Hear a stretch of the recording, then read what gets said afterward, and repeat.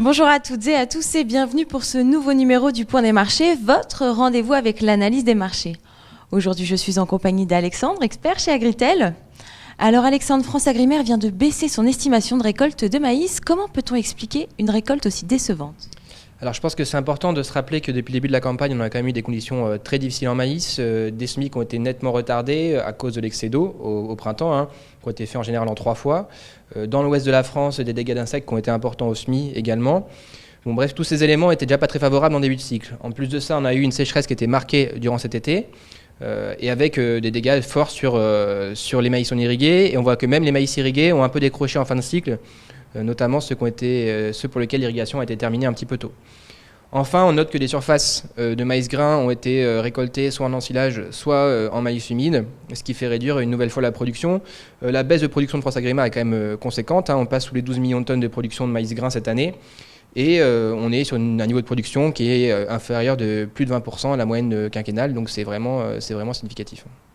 Mais alors finalement, est-ce que cette mauvaise récolte peut faire remonter les cours en France ? Malheureusement, c'est un peu comme Amblé, on a une très mauvaise récolte cette année, mais on est dans un marché mondialisé, donc ça dépend évidemment des récoltes chez les autres grands producteurs. Quand on regarde les bilans de référence, les bilans de l'USDA, on a des disponibilités qui sont très importantes sur le papier. L'USDA vient d'ailleurs de relever la production américaine d'encore 4 millions de tonnes à un niveau record, encore plus record que précédemment cette année. Par contre, si ces volumes sont vraiment très importants en termes de théorie, en pratique sur les prochains mois, il n'y a que 2 pays qui peuvent vraiment exporter, les Américains et puis l'Ukraine. Et ces 2 pays qui ont des problèmes de logistique, les Ukrainiens à cause d'un changement de réglementation sur le fret routier et puis à cause d'un problème de récolte tardive, et puis les Américains en raison d'une capacité logistique qui est vraiment complètement concentrée sur le soja, et du coup qui est assez peu disponible pour le maïs. Ce qui fait que sur les prochains mois, malgré des productions qui sont très, très importantes et records aux États-Unis, finalement les disponibilités pour le marché européen ne sont pas si élevées que ça, et donc on pourrait espérer avoir une demande pour le maïs français qui soit pas trop mauvaise jusqu'à la fin de l'année 2016. Alors vous nous parlez des Américains, l'élection de Donald Trump aux États-Unis peut-elle influencer les prix ? Bonne question. Grosse surprise évidemment avec les résultats de cette élection hier, vu que Mme Clinton était quand même largement favorite dans les sondages. Le marché a fortement paniqué après les premiers résultats, et puis le discours assez rassurant, assez pas patriote, mais en tout cas qui rassemblait un peu tous les Américains, a permis au marché d'être rassuré. Et du coup, on a un euro-dollar qui est revenu à un niveau à peu près de 1,09, donc l'euro est bien, et le dollar est bien remonté, etc. face aux différentes monnaies. Aujourd'hui, c'est très difficile de prévoir quel sera l'impact sur les monnaies, puisque c'est le principal élément qui va influencer les cours des grains.